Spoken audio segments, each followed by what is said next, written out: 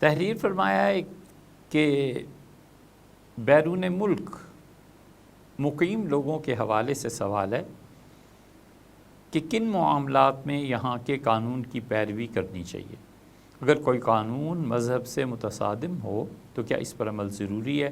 یہ صورتحال اگر اسلامی ملک میں ہو تو پھر کیا کرنا چاہیے؟ قانون اور مذہب میں سے بالا تر کون؟ بہت سیدھا سادہ اس کا جواب یہ ہے کہ اسلام ہر حال میں بالا تر ہے۔ اللہ کا قانون ہر حال میں اس کی حاکمیت غالب ہے۔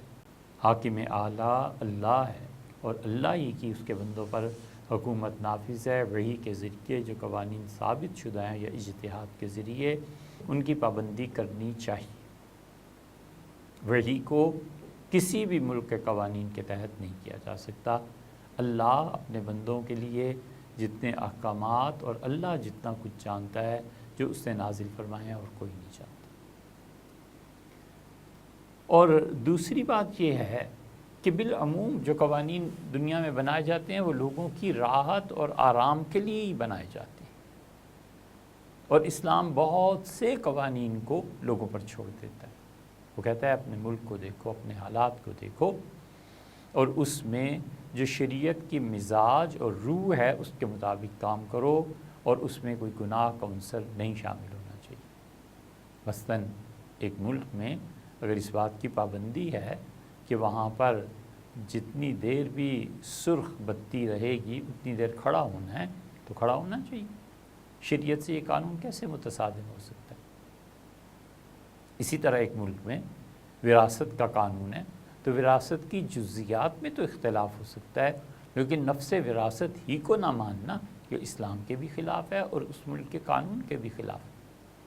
اسی طرح کسی انسان کو ویزا ملتا ہے اور وہ کسی بھی ملک کا سفر کرتا ہے، اور وہاں پہنچ کر ویزا کی مدت ختم ہو جانے کے بعد وہ حکومت سے پھر درخواست نہیں کرتا یا حکومت سے کہتی ہے کہ چلے جاؤ یہاں سے، تو اب اسلام کیوں اجازت دے گا کہ آپ اس ملک پہ بوجھ بن کر رہے ہیں اور واپس نہ جائیں؟ اسلام بھی اسے ہی کہے گا۔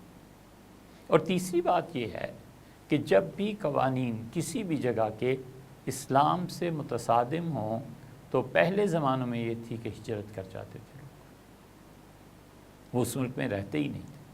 مثلا کسی ملک میں پردے کی پابندی کی ہی نہ جا سکے، کوئی ملک ایسا ہو جو نماز پڑھنے کی اجازت ہی نہ دے، کوئی ملک ایسا ہو جو اللہ کے دین کو مٹانے کے لیے مسلمانوں پر ظلم اور زیادتی کرے تو مسلمان کو وہاں رہنا ہی نہیں چاہیے۔ اصل حکم تو یہ ہے۔ اسی لیے اللہ تعالیٰ نے فرمایا کہ ہمارے فرشتے ان کے پیٹھ پہ تھپڑ کوڑے ان کو ماریں گے اور کہیں گے فی ما کنتم، زندگی کہاں گزاری؟ موت سے پہلے ابھی وہ آدمی آخری لمحات میں ہے، نزع کا عالم ہے، کچھ نظر نہیں آ رہا، لوگ قرآن شریف پڑھ رہے ہیں، لوگ یاسین شریف پڑھ رہے ہیں وغیرہ وغیرہ، اور اللہ کے فرشتے اسے مار رہے ہیں اور کہتے ہیں فی ما کنتم، زندگی کہاں گزاری؟ سورہ مائدہ میں آتا ہے، اور وہ پھر جواب میں کہیں گے یہ لوگ کہ ہم زمین میں کمزور تھے، تو اللہ تعالیٰ نے فرمایا ہے کہ فرشتے اس کے جواب دیں گے اور کہیں گے کہ الم تکن ارض اللہ، کیا اللہ کی زمین واسعہ کھلی نہیں تھی تمہارے لیے؟ فتہاجروا فیہا، ہجرت کر کے چلے جاتے، کیوں اس ملک میں رہے جہاں ہمارے قانون کے مطابق فیصلے نہیں ہوتے تھے اور تم بھی وہاں آرام سے رہتے؟ قرآن کہتا ہے ہجرت کر جاؤ۔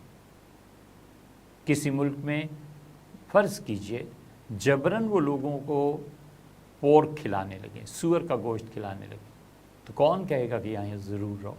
وہ کہیں گے اپنے ملک میں واپس جاؤ، زمین کو چھوڑ دینا چاہیے جہاں حلال اور حرام کی اصل اصول تو شریعت کا یہ۔